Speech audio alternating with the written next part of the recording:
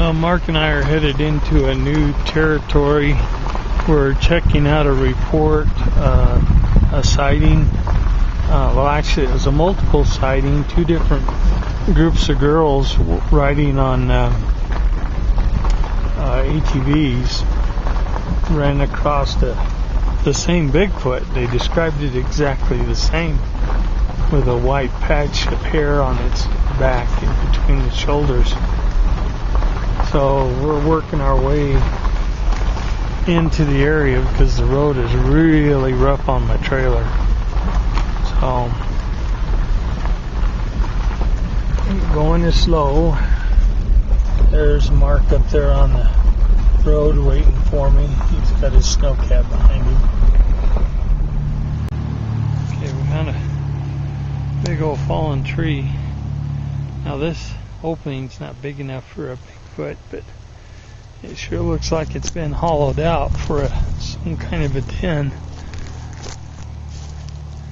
It goes quite a ways back in there.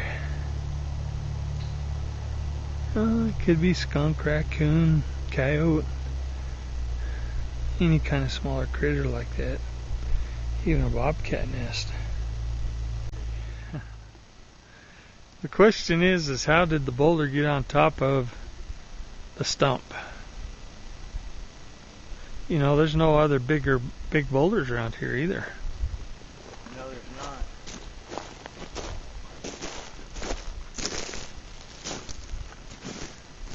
That is crazy.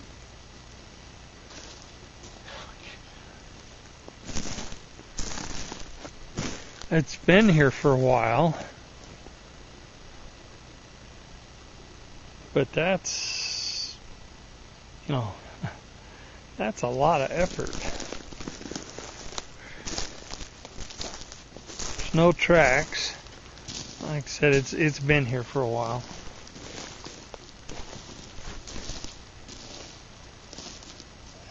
Well, here.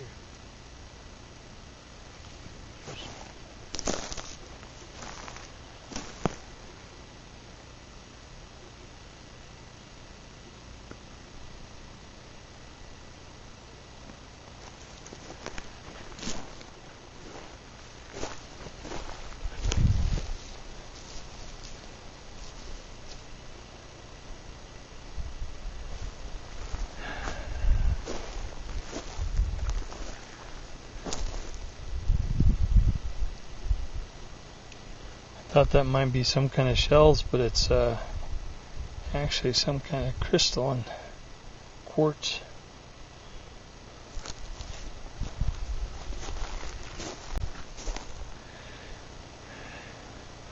Gives you a reference of how big it is sitting on the stump.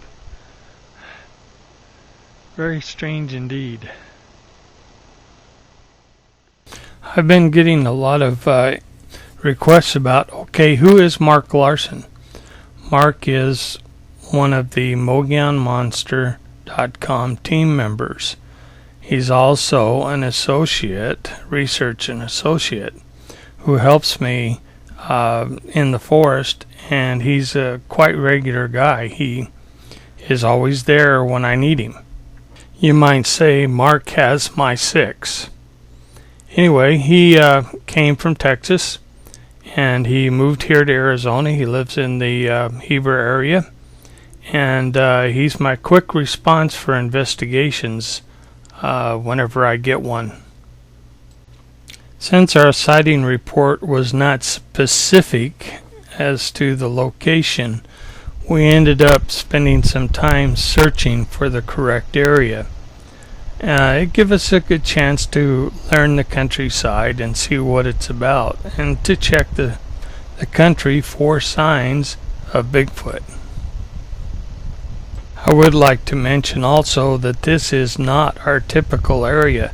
We are checking out a new area where this sighting had occurred. It does look promising. When searching the area, we go back to our old standard of there has to be plenty of food, there has to be plenty of good clean water, lots of forest to hide in, and the lack of man. This canyon has lots of water, and it is very remote.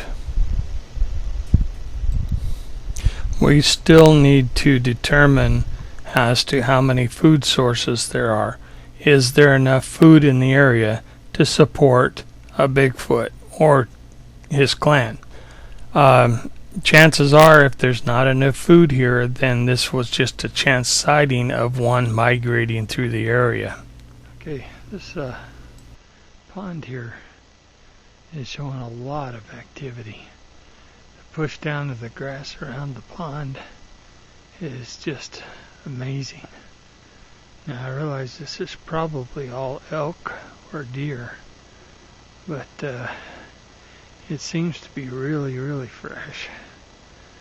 And when you find a lot of elk and a lot of deer, a lot of times you find Mr. Bigfoot himself.